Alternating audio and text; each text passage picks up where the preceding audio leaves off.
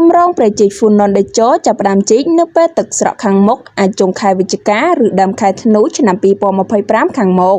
អ្នកនាំពាក្យក្រសួងសាធារណការនិងដឹកជញ្ជូនអាយុដំ ផនរឹមបានគូបញ្ជាក់ថាគម្រោងព្រះជ័យហ្វូណនតេជោមិនមានការប្រែប្រួលទេនិងកំពុងដំណើរការតាមកាលបរិច្ឆេទនៃដំណាក់កាលនីមួយៗព្រះជ័យនេះនឹងចាប់ផ្ដើមជីកនៅពេលទឹកស្រកខាងមុខអាចចុងខែវិច្ឆិកាឬដើមខែធ្នូឆ្នាំ2025ខាងមុខតាមរយៈបណ្ដាញសង្គមការងារផ្លូវការនៅព្រឹកថ្ងៃទី22ខែតុលាអាយុដំ ផនរឹមបានលើកឡើងថាបច្ចុប្បន្នគម្រោងព្រះជ័យហ្វូណនតេជោស្ថិតក្នុងដំណាក់កាលវាស់វែងនិងដោះស្រាយផលប៉ះពាល់ប្រជាពលរដ្ឋគម្រោងដ៏ធំសម្បើមនិងមានអត្ថន័យជាប្រវត្តិសាស្ត្រនេះគឺជាគំនិតផ្ដួចផ្ដើមដ៏ខ្ពង់ខ្ពស់ប្រកបដោយចក្ខុវិស័យយុទ្ធសាស្ត្រវែងឆ្ងាយរបស់សម្ដេចតេជោហ៊ុនសែនអតីតនាយករដ្ឋមន្ត្រីបច្ចុប្បន្នជាប្រធានព្រឹទ្ធសភាគម្រោងនេះបានបន្តយកចិត្តទុកដាក់និងអនុវត្តប្រកបដោយប្រសិទ្ធភាពនិងថាមពលដោយរាជរដ្ឋាភិបាលនីតិកាលទី7នៃរដ្ឋសភាក្រោមការដឹកនាំប្រកបដោយគតិបណ្ឌិតរបស់សម្ដេចធិបតីហ៊ុនម៉ាណែតនាយករដ្ឋមន្ត្រីដើម្បីបន្សល់ទុកជាប្រវត្តិសាស្ត្រសម្រាប់ជាប្រយោជន៍ដល់អ្នកជំនាន់ក្រោយយូរអង្វែងបន្ត